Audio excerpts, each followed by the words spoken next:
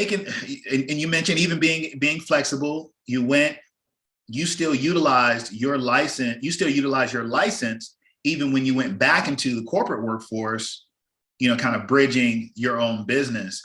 Can you talk a little bit about that and how just having the license just makes you viable as an entrepreneur or as a candidate?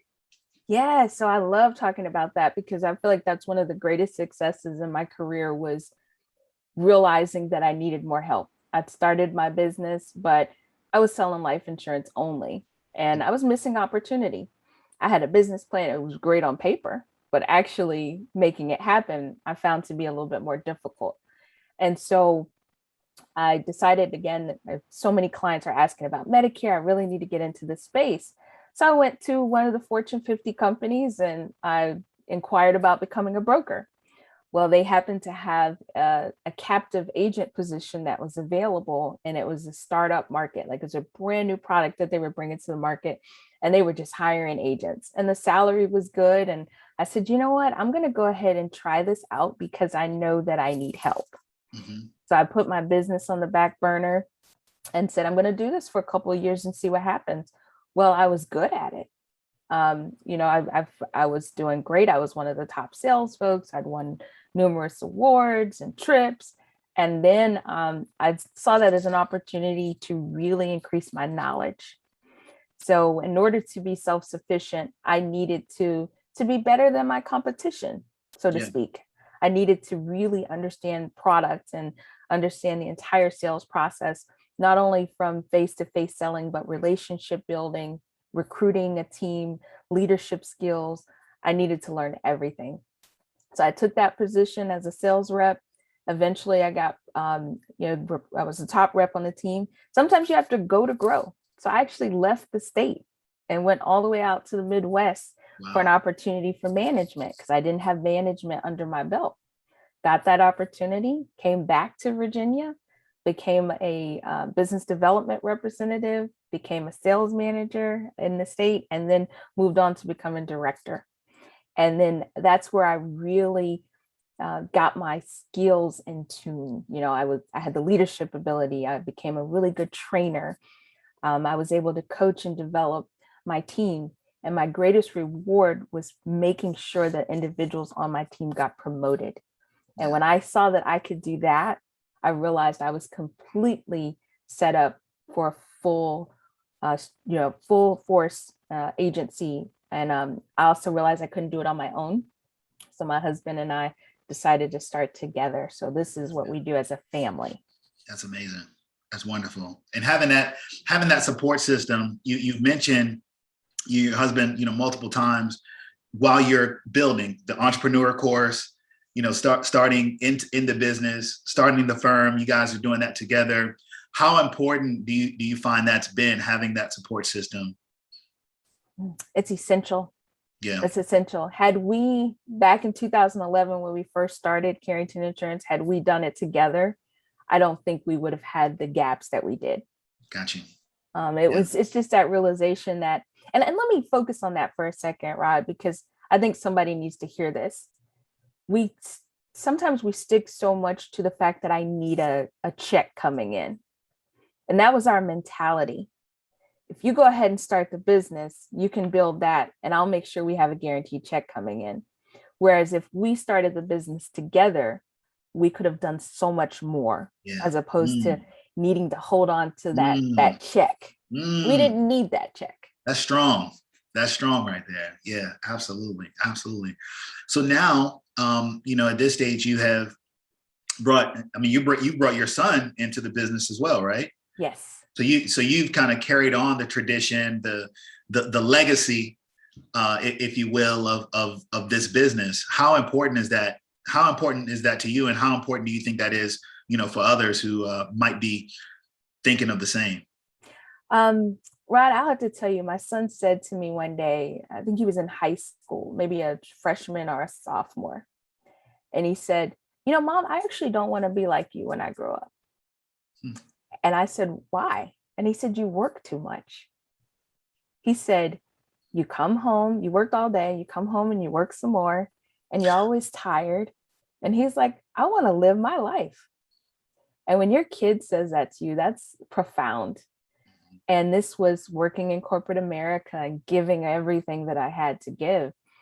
And he really gave that additional nudge that you could do this. Wow. And so when he saw that we as a couple decided to branch out and become independent, and we still live the same quality of life that we lived before, then he realized this is something that can be done.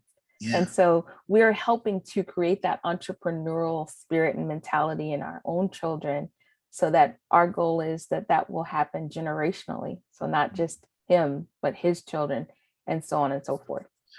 Look, there's a lot of powerful companies, that have been built that way. Think of some of the larger agencies like Brown and Brown. Yeah.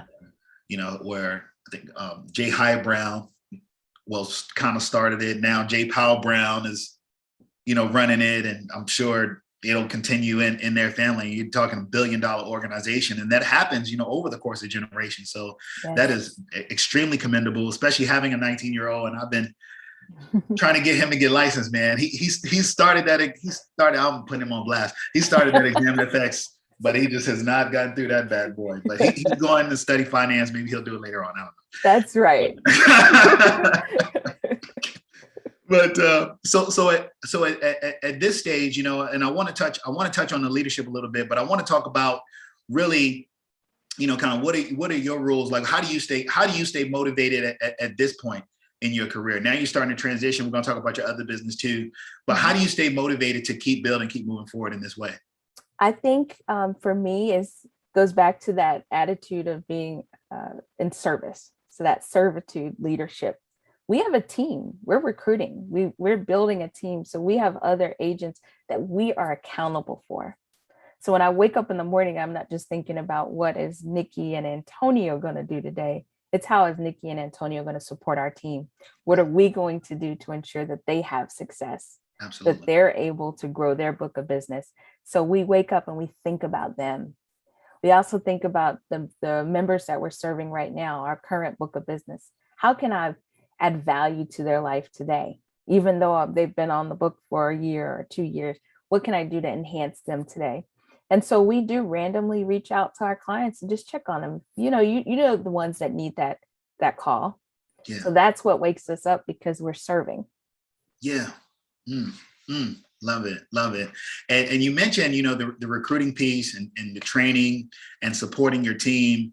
And as I mentioned to you earlier, there are people who think extremely highly of you, because of your leadership capabilities and the impact that you made on them. Actually, one quote that was given was, she never made me feel like, even though she was the boss, she never made me feel like she was more important than me. She made me feel like I was the most important person. Wow. What are some of the aspects of, because people get into the business, but they want to, people, when you want to traverse, kind of the path that will take you into leadership and expanding and growing a team, and really where the exponential growth in this business comes from, what are some of the rules that you follow that, that somebody can kind of take away in their own leadership journey? Wow. So I saw an article. I'm a history buff, Rod, so I love to read and learn, whether it's National Geographic or the History Channel, whatever it is. And I once read about how wolves travel in a pack. And the first few wolves in the pack are the weakest. They're the oldest in the pack. The ones behind them are the strongest. They're some of the strongest warriors.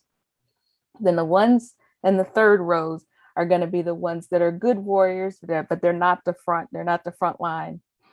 And then at the very rear is the leader. Mm-hmm.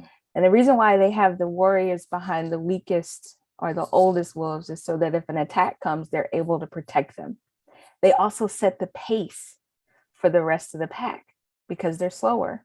Mm-hmm. So the leader needs to be behind because they can see everything. Mm-hmm. The leader should never be in the front. And I think when a leader leads by being support for their team, by not using I, by using we, by delegating so that they can get stronger, then you create the dream team. And that's how I like to serve. Absolutely. These are also things for people to look for in their leaders if they're joining this industry or any other, you know, Yes. those leaders who really work from that place of support and lifting you up and don't have to, I go back to the source wars, you know, be all in the videos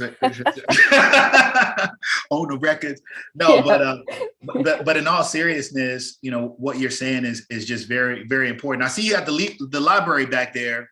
You know, Love to read. any books, you know, that have stood out to you over the course of your career that maybe others might want to take a look at, either in leadership or in your journey as an agent or entrepreneur? Oh my God, there's so many. I'd say one that I like in particular is the 80/20 sales and marketing. That's a good one. Gosh, I might actually want to cheat and look here. Yeah, you can There's look. so many. Yeah. God, there's so many, Rod. And if you're listening, you won't see the library, but if you watch the video on YouTube, you'll see her library. She has just a wall of books back here. I just love Eat That Frog. Yes. That's a good one. It's Brian Tracy. Yes. Yes. God, I could give you so many. I'll have to think about that and add some more. But No, those two stand out to me right now. Yeah, no, we'll definitely add 80/20 rule and Eat That Frog, you know, in the notes, you know, so that folks can get links and grab those books. Both, you know, great recommendations as well.